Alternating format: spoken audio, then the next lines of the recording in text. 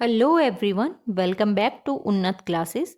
आज हम इस वीडियो में रीट एग्ज़ाम के लिए संस्कृत जो लैंग्वेज है, चाहे फर्स्ट लैंग्वेज हो चाहे सेकंड लैंग्वेज, उसके कुछ महत्वपूर्ण प्रश्नों को करने वाले हैं। ये जो क्वेश्चन हैं ये अध्याय व्याकरण प्रकरण से लिए गए हैं, तो इसमें व्याकरण से रिलेटेड क्वेश्चन होंगे। चाहे आप रीट लेवल फर्स्ट की प्रिपरेशन कर रहे हो चाहे सेकेंड की, लैंग्वेज फर्स्ट या सेकेंड दोनों के लिए ये वीडियो इंपॉर्टेंट होने वाला है। तो वीडियो को ध्यान से देखिएगा, चैनल को सब्सक्राइब कर लीजिएगा और बेल आइकन को भी प्रेस कर लीजिएगा, जिससे कि सबसे पहले नोटिफिकेशन आपको मिल सके। वीडियो को लाइक और शेयर जरूर कीजिए। तो स्टार्ट करते हैं। संस्कृत के क्वेश्चन, वेदों का मुख कहलाता है। फर्स्ट क्वेश्चन है वेदों का मुख कहलाता है। तो वेदों का मुख कहलाता है व्याकरण, वेदों का मुख कहलाता है। एमसीक्यू क्वेश्चन है, हम फटाफट करेंगे क्योंकि एग्जाम अभी बहुत पास में आ गई है, तो आप उनको इस वीडियो को ध्यान से देखिएगा। अगला क्वेश्चन है अष्टाध्यायी में कितने अध्याय हैं। तो देखिए अष्टाध्यायी में टोटल अध्याय कितने हैं, 8 अध्याय हैं अष्टाध्यायी में। तो 8 अध्याय टोटल कितने, 8 अध्याय हैं अष्टाध्यायी में। अगला क्वेश्चन है प्रथम व्याकरण माना जाता है, व्याकरण पूछा है, प्रथम व्याकरण माना जाता है। तो प्रथम व्याकरण माना जाता है इंद्र जो है ना, वो प्रथम व्याकरण माना जाता है। अगला क्वेश्चन है व्याकरण के त्रिमुनि में नहीं है। तो व्याकरण के त्रिमुनि में कौन नहीं है। तो व्याकरण के त्रिमुनि में कयट नहीं है, पाणिनि है, वरुरुचि है और पतंजलि है, ये तीनों है, परंतु कयट व्याकरण के त्रिमुनि में नहीं माने जाते हैं। अगला क्वेश्चन है वर्तिकों के रचयिता कौन है। तो वर्तिकों के रचयिता कौन माने जाते हैं, कात्यायन वर्तिकों के रचयिता माने जाते हैं। ऑप्शन नंबर डी इसका राइट आंसर होगा। नेक्स्ट क्वेश्चन, पतंजलि की कृति का नाम क्या है। तो पतंजलि की कृति है क्या, महाभाष्य। तो देखिए ये अगर आपका सब्जेक्ट संस्कृत है उसके लिए भी बहुत इंपॉर्टेंट है, तो ध्यान से आप देखिएगा। तो पतंजलि की कृति क्या, महाभाष्य है पतंजलि की कृति। अगला क्वेश्चन है व्याकरण की प्रमुख परंपराएं कितने प्रकार की हैं। तो व्याकरण की प्रमुख परंपराएं हैं वो 2 प्रकार की होती हैं। ऑप्शन नंबर ये बी ए सी, तो ऑप्शन नंबर सी इसका राइट आंसर होगा। अगला क्वेश्चन है व्याकरण की बृहस्पति परंपरा का दूसरा नाम क्या है। तो व्याकरण की बृहस्पति परंपरा का दूसरा नाम है का तंत्र, व्याकरण की बृहस्पति परंपरा का दूसरा नाम है। अगला क्वेश्चन है व्याकरण की बृहस्पति परंपरा के अनुसार बृहस्पति ने किसे शब्दों का ज्ञान दिया था। तो बृहस्पति ने इंद्र को शब्दों का ज्ञान दिया था बृहस्पति परंपरा के अनुसार। नेक्स्ट क्वेश्चन है वार्तिकों की कुल संख्या कितनी है। तो वार्तिकों की कुल संख्या अगर देखें तो कुल संख्या है कितनी, 836 वार्तिकों की कुल संख्या है। ऑप्शन नंबर सी इसका राइट आंसर होगा, 836 वार्तिकों की कुल संख्या है। नेक्स्ट क्वेश्चन है व्याकरण की माहेश्वरी परंपरा के में व्याकरण के जनक हैं। तो माहेश्वरी परंपरा में व्याकरण के जनक कौन, शिव माने जाते हैं। ऑप्शन नंबर बी इसका राइट आंसर होगा, शिव। अगला है महाभाष्य में महाभाष्य में कितने आहनिक हैं। तो महाभाष्य में टोटल हैं 84 या 85, अगर इनमें से एक ऑप्शन आ जाए तो ये सही होगा। 84 85 मानते हैं। अगला है पाणिनि की माता का नाम क्या था। ये पिछली बार भी रीट में पूछा गया था। पाणिनि की माता का नाम था दाक्षी, दाक्षी पाणिनि की माता का नाम। नेक्स्ट क्वेश्चन है यथोन्तर मुनि ना प्राणायाम के अनुसार सर्वाधिक सम्मत मत है। तो यथोन्तर मुनि ना प्राणायाम के अनुसार पतंजलि का ये मत है, पतंजलि का मत माना जाता है। नेक्स्ट है माहेश्वरी सूत्रों की संख्या कितनी है। ये भी पिछली बार रेट में पूछा गया था। माहेश्वरी सूत्रों की संख्या टोटल 14 होती है, 14 माहेश्वरी सूत्रों की संख्या होती है। ऑप्शन नंबर सी इसका राइट आंसर होगा।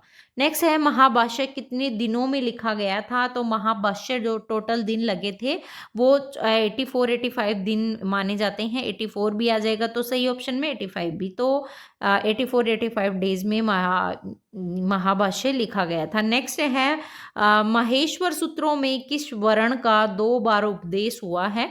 तो माहेश्वर सूत्रों में है वर्ण का 2 बार उपदेश हुआ है वर्ण का। नेक्स्ट क्वेश्चन है अष्टाध्यायी का दूसरा नाम क्या है। तो ये भी पूछा गया था क्वेश्चन। तो अष्टाध्यायी का दूसरा नाम है शब्दानुशासनम, शब्दानुशासनम अष्टाध्यायी का दूसरा नाम है। नेक्स्ट क्वेश्चन है स्वरों के लिए प्रत्याहार है, तो स्वरों के लिए प्रत्याहार अच प्रत्याहार, स्वरों के लिए अच प्रत्याहार होता है। नेक्स्ट है वृद्धराज की रचना है, तो वृद्धराज की रचना कौन सी है? वृद्धराज की रचना है लघु सिद्धांत कौमुदी और कौन सी? मध्य सिद्धांत कौमुदी। ये दोनों ही वृद्धराज की रचना है। ऑप्शन नंबर डी इसका राइट आंसर होगा। नेक्स्ट क्वेश्चन है पाणिनि ने किस भगवान की आराधना करने करके व्याकरण का ज्ञान प्राप्त किया था? तो पाणिनि ने महेश का महेश मतलब शिव का जो आराधना की थी और व्याकरण का ज्ञान प्राप्त किया था पाणिनि ने।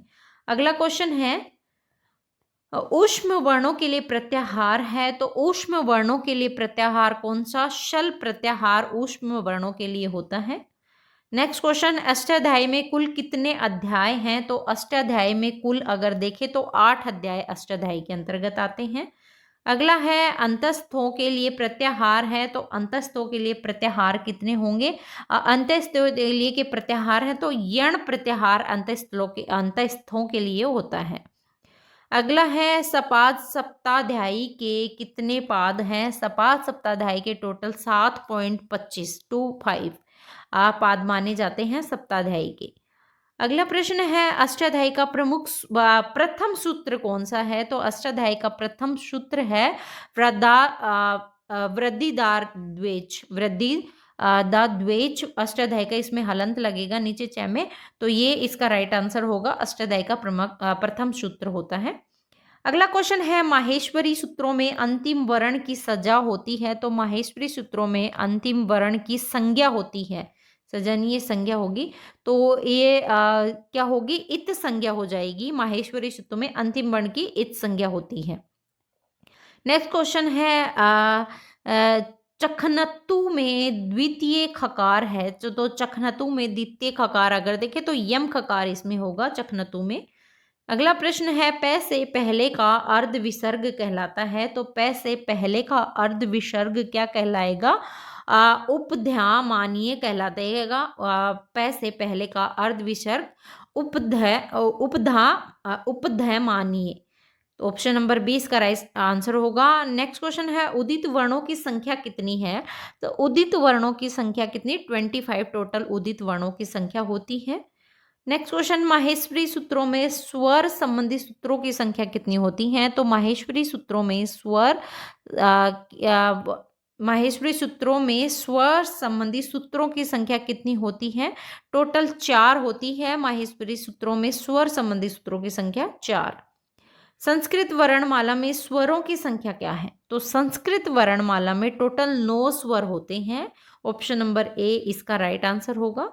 अगला क्वेश्चन है संस्कृत वर्णमाला में व्यंजनों की संख्या है, तो संस्कृत वर्णमाला में टोटल व्यंजन कितने? 33 होते हैं और स्वर कितने होते हैं? 9 होते हैं। 9 स्वर होते हैं और 33 क्या होते हैं? व्यंजन होते हैं, तो ये आपको ध्यान रखना है। नेक्स्ट क्वेश्चन है हमारा संस्कृत वर्णमाला में कितने वर्ण हैं?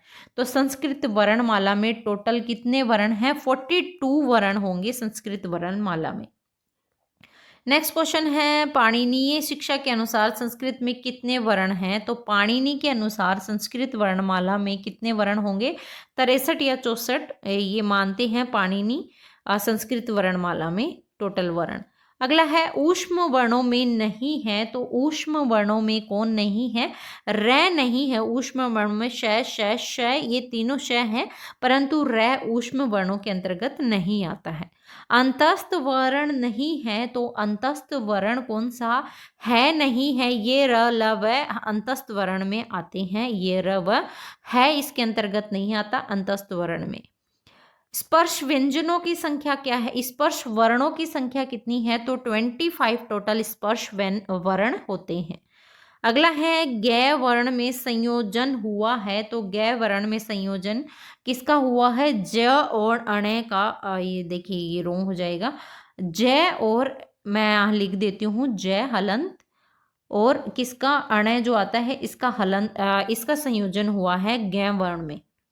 अगला क्वेश्चन है हमारा जिस माहेश्वरी सूत्र में आकार की इत्संज्ञा हुई है, किसकी आकार की इत्संज्ञा हुई है? लण आकार, इसकी इत्संज्ञा हुई है माहेश्वरी सूत्रों में।